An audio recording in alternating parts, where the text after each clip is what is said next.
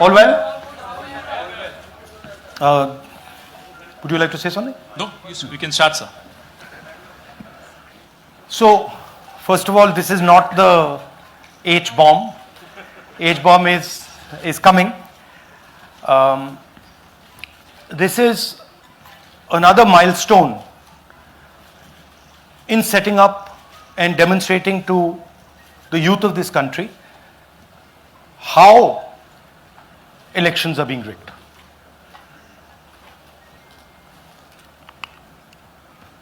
So I'm going to make a claim here, very strong claim, about CEC Gyanesh Kumar. And this is not something I'm saying lightly. I'm the leader of the opposition in the Lok Sabha. This is something I'm saying after solid proof that I'm going to show you, the youth of India, the people of India today. Proof that is black and white, absolutely clear, that the Chief Election Commissioner of India is protecting the people who have destroyed Indian democracy. I'm also going to show you the method by which votes are being added and deleted, and I'm going to show you how they are done, how that is done. In election after election, someone, some force, some group of people has been systematically targeting millions of voters for deletion across India. This is something that we've heard again and again and again. Different communities, mainly communities that are voting for the opposition, Dalits, Adivasis, minorities, OBCs, are specifically targeted. We had heard this many times, and now we found 100% proof of it. Please understand, I am not going to say anything on this stage that is not backed up by 100% proof. I am somebody who loves my country. I love my constitution. I love the democratic process, and I am protecting that process. And so I'm not going to say anything here that is not going to be based on 100% proof that you can determine. The burden of the judgment is yours. I am going to lay the proof in front of you. You will see it and say, actually, this is pretty solid proof.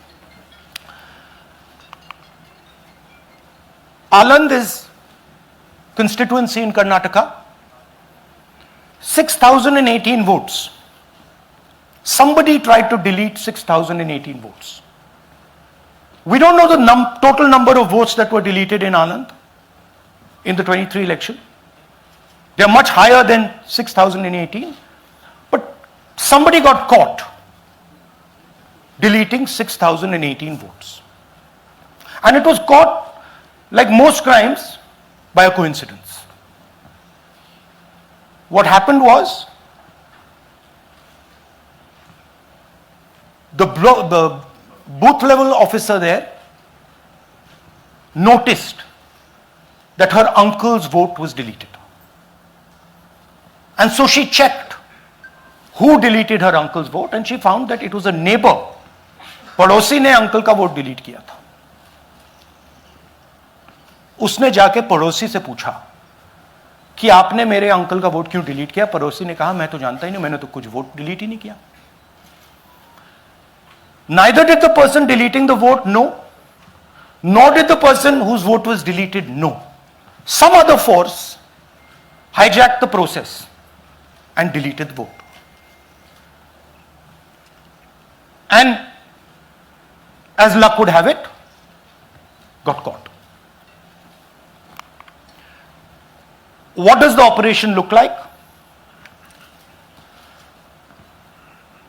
In Aland, 6,018 applications were filed,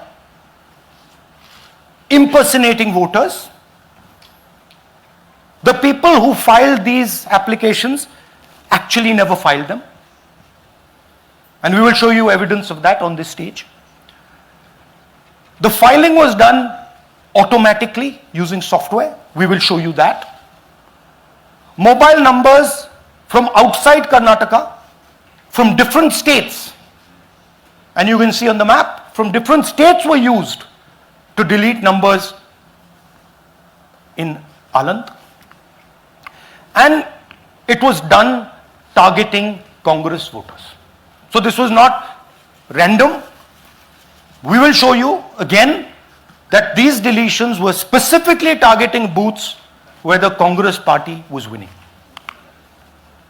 Here is example number 1, lady called Godabai.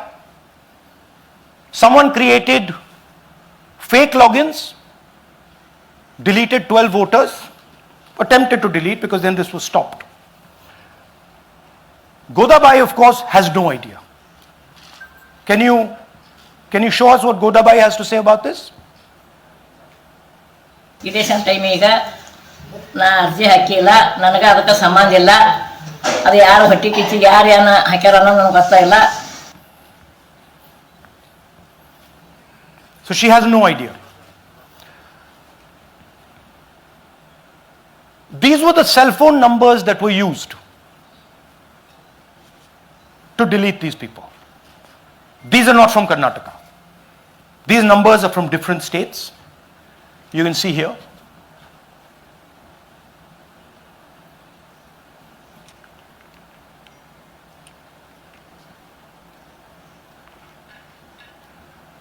So the question is, whose numbers are these? How were they operated? Where were they operated from? Who generated the OTPs to disturb the process? Now these are questions that arise out of this. Here's example 2, Suryakant.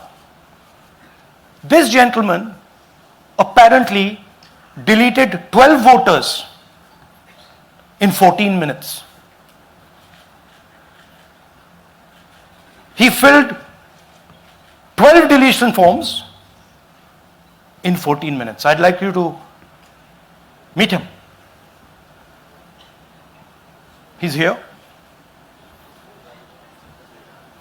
That's one of the people.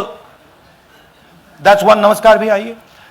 Babita Chaudhary is one of the votes that he is supposed to have deleted. Aiye bhaiya. He is supposed to have deleted. This is the gentleman. ये इनका vote delete किया जा रहा था. ये कर रहे थे. इनसे आप पूछिए. बताइए. That's our candidate. हाँ. कन्नड़ा में बोलिए. ನನ್ನ ಹೆಸರು ಸೂರ್ಯಕಾಂತ್ ಗೋವಿನ. ನಾನು ಸರ್ಸಂಬ ಗ್ರಾಮದಲ್ಲಿ ಇದ್ದೆ. ನನಗೆ ನಾಲೆಜ್ ಕೇಳದೆ ನನ್ನ ಹೆಸರು ಮೇಲೆ 9 ಜನರ ಲಿಸ್ಟನ್ನು ಡಿಲೀಟ್ ಮಾಡಿದ್ದಾರೆ. ಅದು ಯಾಕಂತ ಇವರು ನನಗೆ ಬಂದು ಕೇಳಿದರು, ನಮ್ಮ ಹೆಸರು ನೀವು ಯಾಕೆ ಡಿಲೀಟ್ ಮಾಡಿದ್ರಿ ಅಂತ. ಅದಕ್ಕೆ ನಾನು ನಮ್ಮ ಸಾಹೇಬ್ರಿಗೆ ಹೇಳಿದೆ, ನಾನು ಡಿಲೀಟ್ ಯಾರಿಗೂ ಮಾಡಿಲ್ಲ, ಅಪ್ಲಿಕೇಶನ್ ಕೊಟ್ಟಿಲ್ಲ, ಆದರೂ ಡಿಲೀಟ್ ಆಗಿದೆ, ಅದು ನೋಡ್ರಿ ಅಂತ. ಹಾಗಾಗಿ ತಹಶೀಲ್ದಾರ್ಗೆ ಹೋಗಿ ಕಂಪ್ಲೇಂಟ್ ಕೊಟ್ವಿ.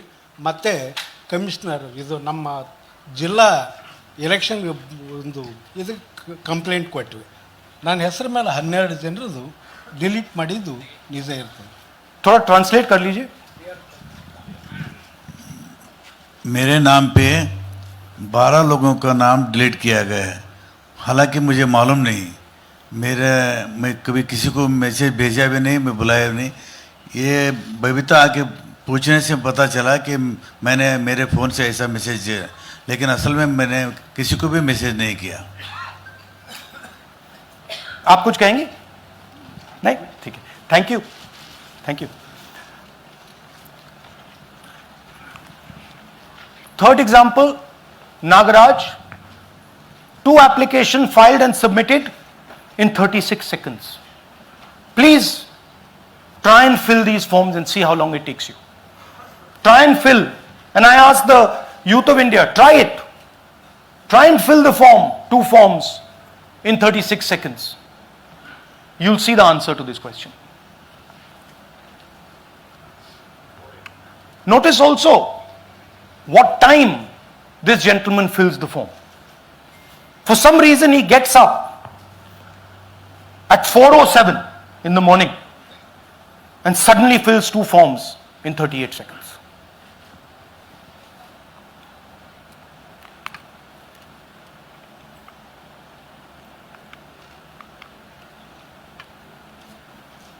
Now let's talk about how this is being done and why I'm saying and we are saying that this is being done in a centralized manner, and this is being done not using individuals but using software. Look at the serial numbers. Serial number 1, serial number 1, serial number 1, serial number 1. Serial number 1 means that this is the first person whose name, this is the first name in the booth. So a software is picking up the first name in the booth and using it to delete voters. So someone ran an automated program that ensured the first voter of the booth was the applicant. That same person got cell phones from outside the state, used them to file the applications. And we are pretty certain that this was done in a centralized manner and it was done at scale. This was not done in a,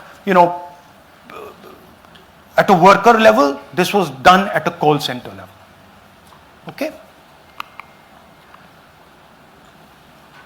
Targeted deletions in strong Congress booths. The top 10 booths with maximum deletions are Congress strongholds. Congress won 8 other 10 booths in 2018. This was not a coincidence. This is a planned operation.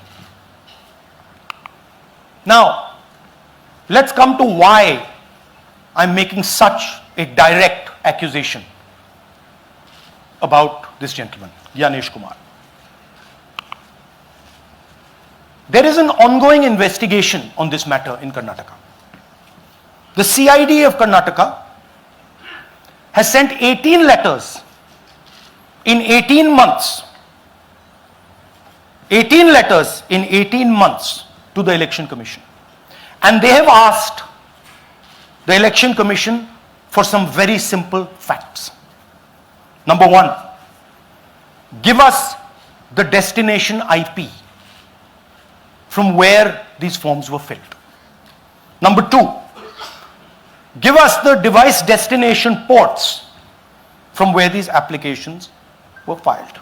And number 3, most important, give us the OTP trails, because when you file, you have to get an OTP. 18 times in 18 months.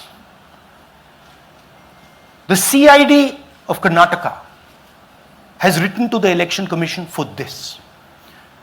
And they are not giving it. Why are they not giving it? Because this will lead us to where the operation is being done from. And we are absolutely convinced where this is going to lead. I'll give you a little bit of the chronology. FIR is filed February 23. Karnataka CID writes to ECI requesting all details of these numbers and these transactions almost immediately in March. In August, EC gives a reply, doesn't fulfill any of the demands, and doesn't give us the information. Doesn't give the CID of Karnataka the information that will lead them to their destination. January 24, Karnataka CID writes to ECI again and says, please send us full information. No answer. Karnataka CID by September 25, last letter went in September 25, has written 18 reminder letters. While this is going on, the CEC of Karnataka writes to the Election Commission in Delhi and says there is a matter, please provide this information. And the CC of Karnataka multiple times asks the Election Commission. No answer. Now this is absolute solid proof that Gyanesh Kumar is protecting the people who are doing this. This is also absolute solid proof, what I've shown you, that this is being done in a centralized way, this is being done at scale, and this is being done using large resources. Question is, who is the someone? And the answer is with the EC today. The Election Commission of India knows who is doing this.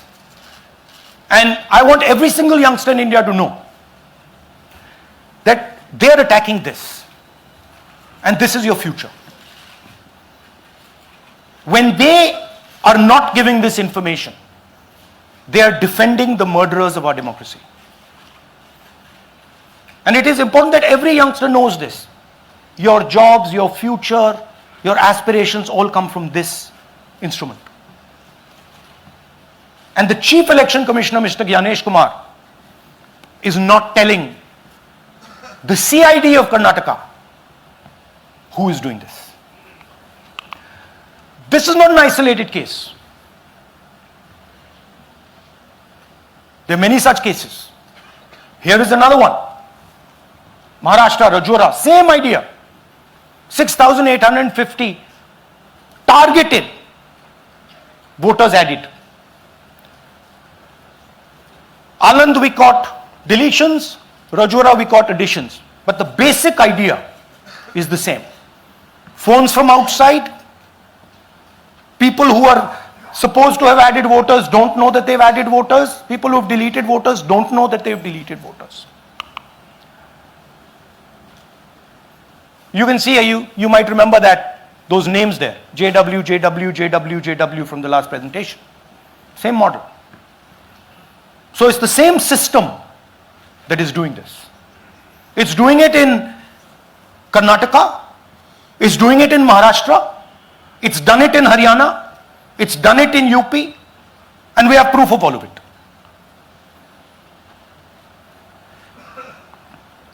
Names are being filled, addresses, the address is Sasti, Sasti, Sasti, Sasti.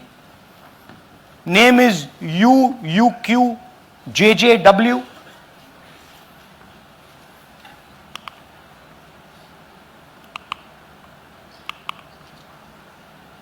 So, what are we saying here? That the Chief Election Commissioner of India, Gyanesh Kumar, needs to stop protecting the people who are destroying Indian democracy. We have given you 100% bulletproof proof here. It cannot be doubted. You have seen it with your own eyes. Right? EC has to release this data of these phones, these OTPs, within a week. Otherwise, we will know for sure that Gyanesh Kumar is protecting the people who are destroying and attacking the constitution. Thank you. धन्यवाद पीठ हिंदी में बोले? हिंदी का नहीं, reverse कर दीजिए, पूरा हिंदी में बोल देता हूं, पूरा हिंदी में। देखिए, ये एच बॉम्ब तो नहीं है, एच बॉम्ब आ रहा है, हाइड्रोजन बॉम्ब आ रहा है। ये एक और उदाहरण है वोट चोरी का। पिछली बार मैंने आपको एडिशंस के बारे में बताया था, ये हम आपको डिलीशंस के बारे में दिखा रहे हैं, और सबूत के साथ हम आपको दिखाएंगे कि ये जो डिलीशंस हुए हैं ये सेंट्रलाइज तरीके से कॉल सेंटर के प्रयोग करके, सॉफ्टवेयर के प्रयोग करके किए गए हैं।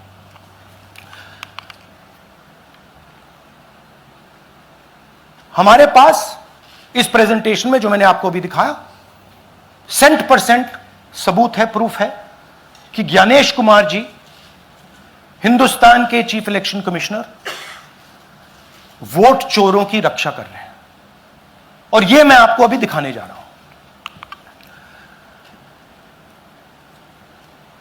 हर इलेक्शन में हमें रिपोर्ट आती थी कि वोटर्स डिलीट हो रहे हैं, कांग्रेस वोटर्स डिलीट हो रहे हैं, ऑपोजिशन के वोटर्स डिलीट हो रहे हैं, दलित वोटर्स डिलीट हो रहे हैं, आदिवासी हो रहे हैं, माइनॉरिटी वोटर्स डिलीट हो रहे हैं, ओबीसी वोटर्स डिलीट हो रहे हैं। मगर जब डिलीट होते हैं ऑपोजिशन के ही होते हैं। कर्नाटक में आलंद कंस्टिट्यूएंसी है, यहां पे चोरी पकड़ ली, कोइंसिडेंस से पकड़ी। वहां की जो बीएलओ थी उसने देखा कि उसके रिश्तेदार को डिलीट कर दिया गया था। जैसे चोरी पकड़ी जाती है, कोई छोटी सी गलती हो जाती है, हाथ आ जाती है। अलंद में 6018 वोटर्स डिलीट हुए, उसमें से इनकी रिश्तेदार थे। उन्होंने पता लगाया कि मेरे रिश्तेदार को डिलीट किसने किया। पता लगा कि पड़ोसी ने रिश्तेदार को डिलीट किया। बीएलओ ने जाके पड़ोसी से पूछा कि भाई आपने मेरे रिश्तेदार को क्यों डिलीट किया? पड़ोसी ने कहा मैंने तो नहीं किया। बीएलओ सस्पिशियस हो गई, शक पड़ा, उसने प्रोसेस चालू कर दी।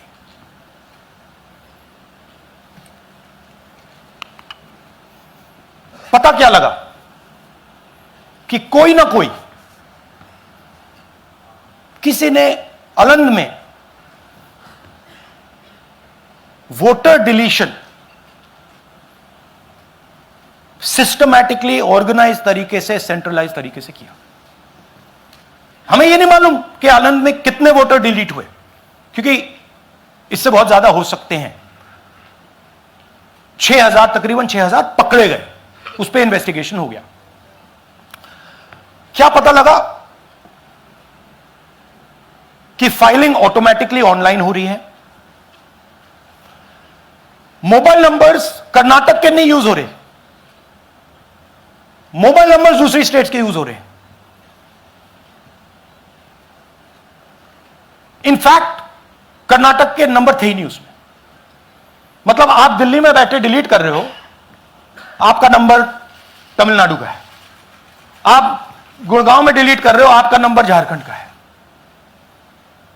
और जब हम चेक कर रहे हैं कि भैया आपका नंबर है, तो आपका नंबर है ही नहीं, किसी और का नंबर है। और टारगेट करके कांग्रेस वोटर्स को डिलीट किया गया। ये गोदाबाई जी हैं, इनके नाम पर 12 वोटर्स डिलीट किए गए। इनको मालूम ही नहीं, इनको पता ही नहीं कि इन्होंने 12 वोटर्स डिलीट किए। दिखाइए जरा। ಇಲೆಕ್ಷನ್ ಟೈಮ್ ಈಗ ये इनका वीडियो है। ನಾ ಅರ್ಜಿ ಹಾಕಿಲ್ಲ, ನನಗೆ ಅದಕ್ಕೆ ಸಂಬಂಧ ಇಲ್ಲ। ಅದು ಯಾರು ಹೊಟ್ಟಿ ಕಿಚ್ಚಿಗೆ ಯಾರು ಏನ ಹಾಕ್ಯಾರ ಅನ್ನೋದು ನನಗೆ ಗೊತ್ತಾಗಿಲ್ಲ। तो इनको आइडिया नहीं है कि इन्होंने वोटर्स डिलीट कर दिए।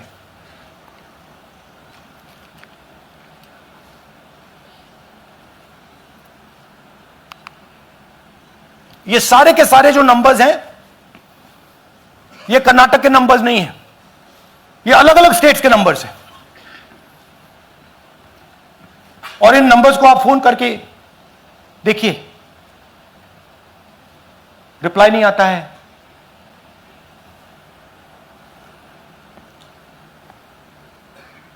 तो सवाल यह है कि किसके नंबर्स हैं, ये किसने ऑपरेट किए, जब इन्होंने ऑपरेट किए ये कहां थे, आईपी एड्रेस क्या था, ओटीपी कैसे जनरेट हुआ, कहां गया, यह सवाल है। यह दूसरा उदाहरण, सूर्यकांत जी जो अभी स्टेज पे आए थे, इन्होंने 12 वोटर्स को 14 मिनट में डिलीट कर दिया। आप फॉर्म भरने की कोशिश कीजिए, डिलीशन फॉर्म भरने की कोशिश कीजिए, देखिए। और जब हमने इनसे पूछा कि भैया आपने ये कैसे किया, वो कहते हैं मैंने तो नहीं किया, मैं तो जानता ही नहीं हूं।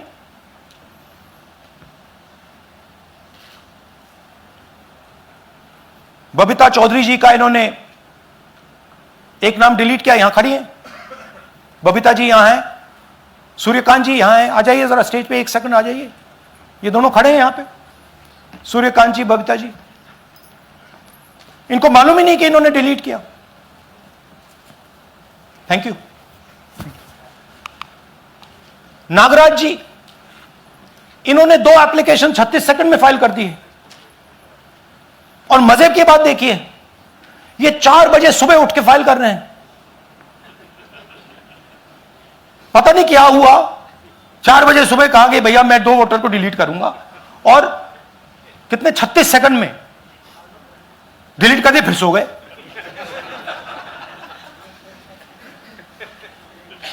हमारी माइंड में पहले सवाल था कि क्या इलेक्शन कमीशन भी सो रहा है, मगर नहीं, सोया कोई नहीं है, जगे हुए हैं, सिस्टमैटिकली मदद हो रही है।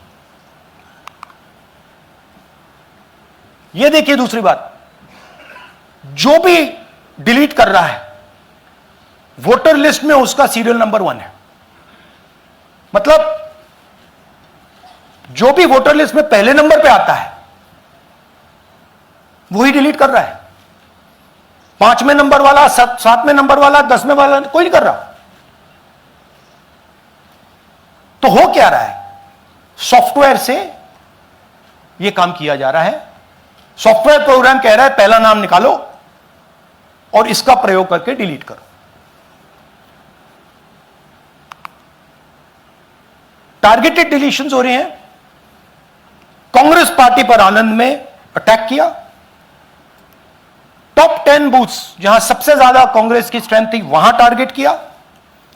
और 2018 में पिछले इलेक्शन में 10 में से 8 बूथ कांग्रेस पार्टी जीती थी, और इन 8 में से इन्होंने 6000 लोग उड़ाने की कोशिश की। ये कोइंसिडेंस नहीं था, ये प्लान था, और ये सेंट्रलाइज तरीके से किया जा रहा है। अब मैंने बहुत बड़ी बात बोली, चीफ इलेक्शन कमीशन के बारे में मैंने बोला कि यह व्यक्ति वोट चोरों की रक्षा कर रहा है। जो भी मैं यहां बोल रहा हूं 100% प्रूफ के साथ, सबूत के साथ बोल रहा हूं। और मैं अभी आपको दिखाना चाहता हूं कि मैं ये शब्द क्यों बोल रहा हूं और किस बेसिस पे बोल रहा हूं। आपको अपनी आंखों से ये दिखेगा। कर्नाटका सीआईडी ने केस चालू किया कि वोटर कौन है, ये फोन किसके हैं, ये आईपी एड्रेस क्या है, ओटीपी कहां गया, इन चीजों के बारे में इन्वेस्टिगेशन शुरू होती है। कर्नाटक सीआईडी ने हिंदुस्तान के इलेक्शन कमीशन को 18 चिट्ठियां लिखी हैं।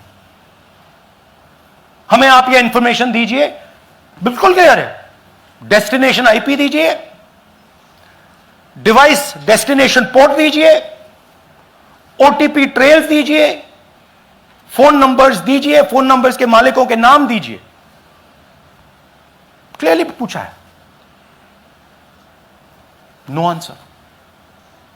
18 चिट्ठी CID Karnataka, no answer from chief election commissioner, no answer from election commission. Timeline देखिए,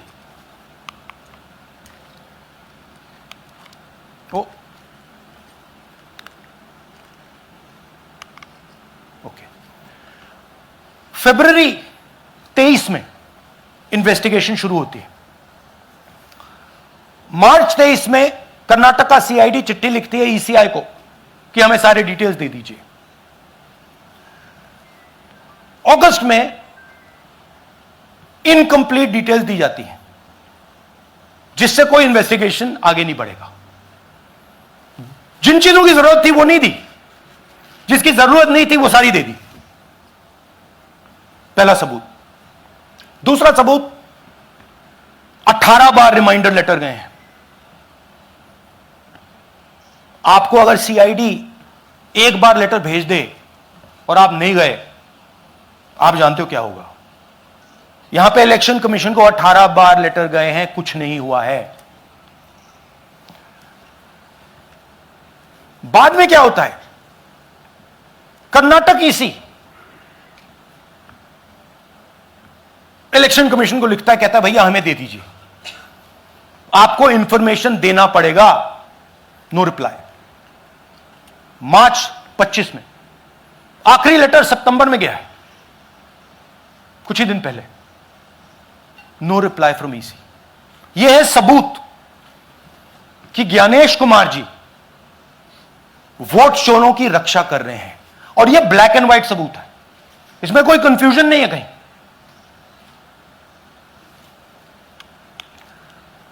तो सवाल उठता है, ये है कौन जो सेंट्रलाइज तरीके से कॉल सेंटर के प्रयोग से, सॉफ्टवेयर से अलग अलग प्रदेशों में वोट डिलीट कर रहे हैं, ऐड कर रहे हैं। इलेक्शन कमीशन जानता है, ज्ञानेश कुमार जी जानते हैं। अच्छा, ये सिर्फ आनंद में नहीं हुआ, ये अलग अलग कंस्टिट्यूएंसीज में हुआ है। आनंद में लीगल प्रोसेस चालू हो गई, पकड़ लिया। यहां महाराष्ट्र में उसी मोडस ऑपरेंडी से, उसी सिस्टम से यहां पे वोट ऐड हुए हैं। आनंद में डिलीट, रजौरा में एडिशन, 6850। आपको याद होगा पिछले प्रेजेंटेशन में मैंने आपको नाम दिखाए थे, ये देखिए वही नाम यहां है। वही सिस्टम महाराष्ट्र में चल रहा है जो कर्नाटक में चल रहा था। नाम वैसे ही है, जेडब्ल्यू जेडब्ल्यू जेडब्ल्यू, पता वैसा है, जेडब्ल्यू जेडब्ल्यू, नाम यू ऐसे किसी ने टाइप करके लगा दिया। तो जो ये काम कर रहा है, ये उत्तर प्रदेश में, हरियाणा में, बिहार में, कर्नाटक में, महाराष्ट्र में वही कर रहा है।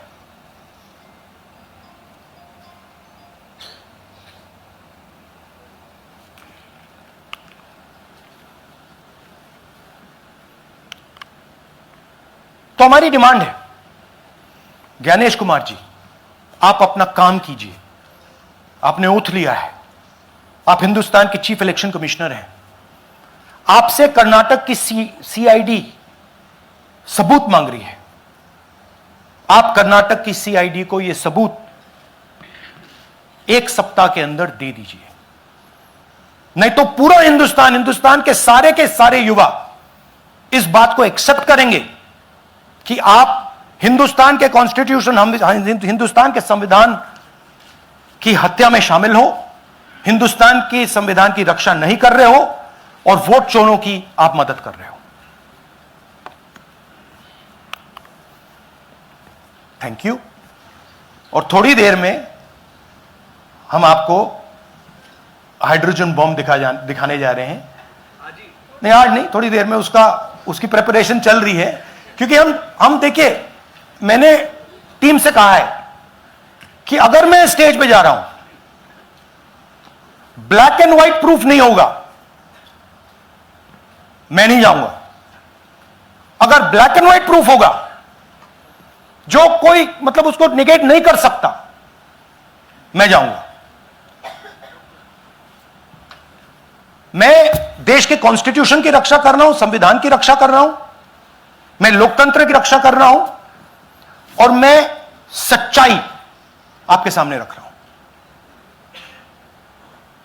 बहुत बहुत धन्यवाद, नमस्कार, जय हिंद। सर 3 सवाल। पीटीआई से संजीव चोपड़ा। या राहुल जी, दिस साइड। या राहुल जी इधर, हाँ, लेफ्ट कहाँ है? To your right.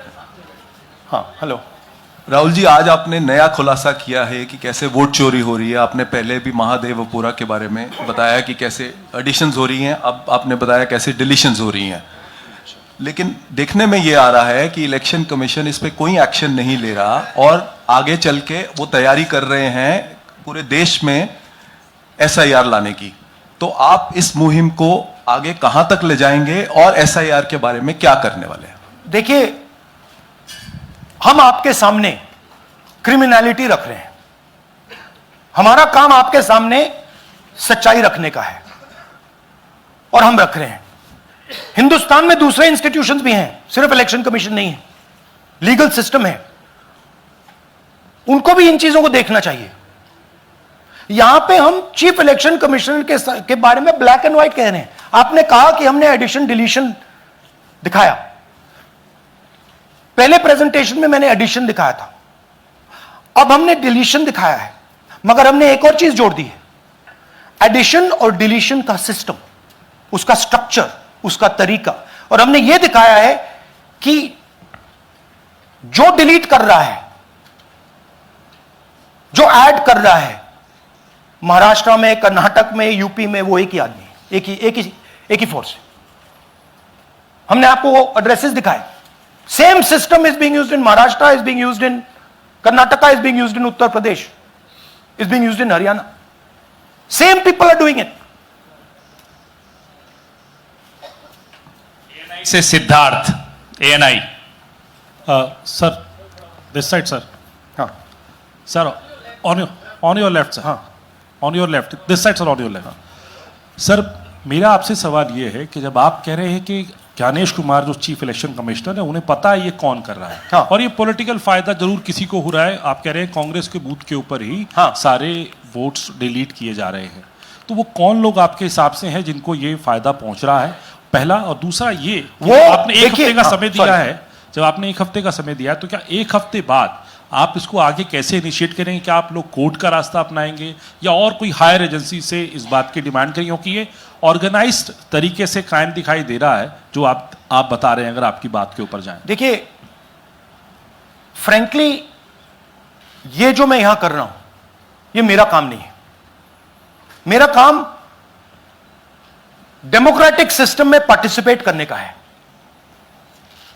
मेरा काम डेमोक्रेटिक सिस्टम की रक्षा करने का नहीं है। वो काम हिंदुस्तान के इंस्टीट्यूशंस का है। वो काम वो नहीं कर रहे हैं, इसलिए मैं कर रहा हूं।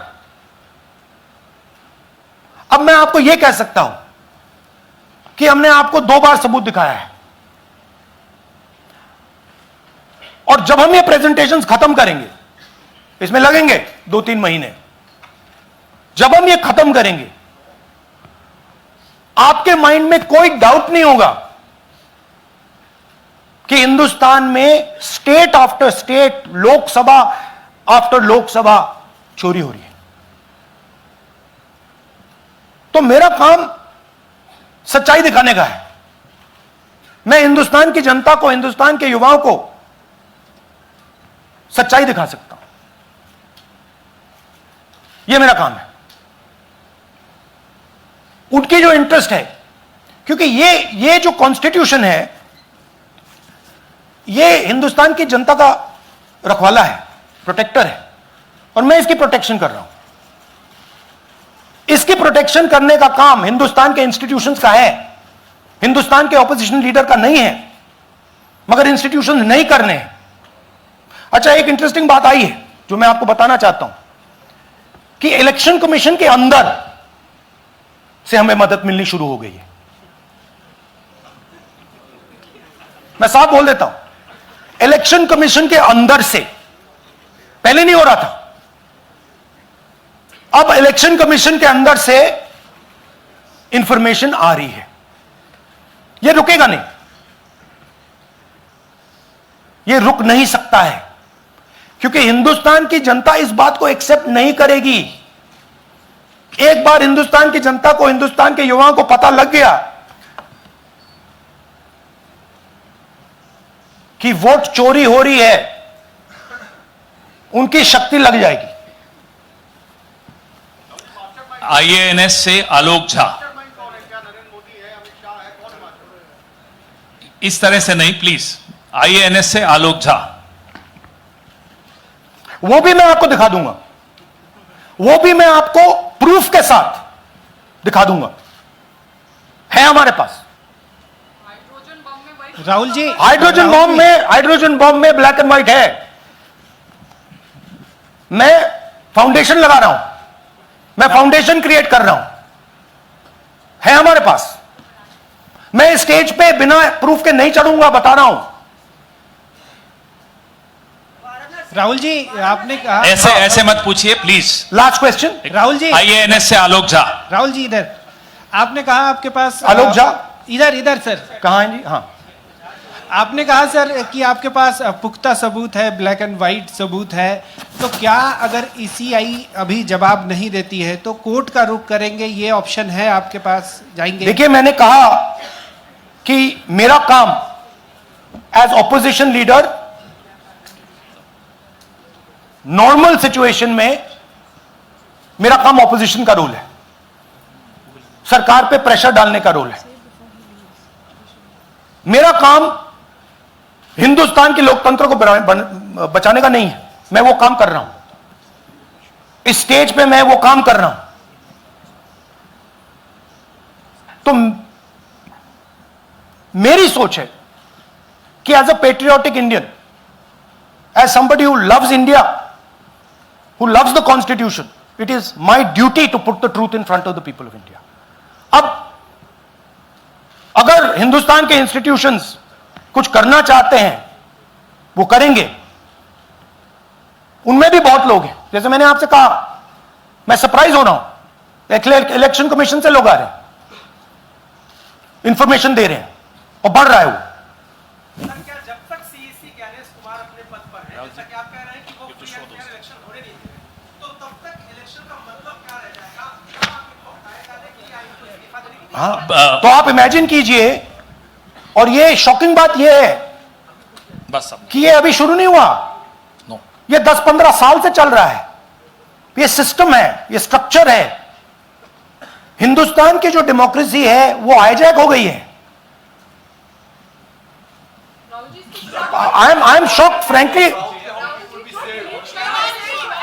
Democracy, brothers and sisters, democracy can only be saved by the people of India. Nobody else can save democracy. Rahul Gandhi can come here and say something and say this is the truth. But the people of India, who I believe in, who I love, can do it. The day the people of India realize that आपका जो लोकतंत्र है, आपका जो संविधान है, वो आपसे चोरी हो गया है, उस दिन काम हो जाएगा। Thank you. अब आप लोग अपने स्थान पर खड़े हो जाइए राष्ट्रगान के लिए। ये है इनकी डिटेल लिस्ट, देख लीजिए।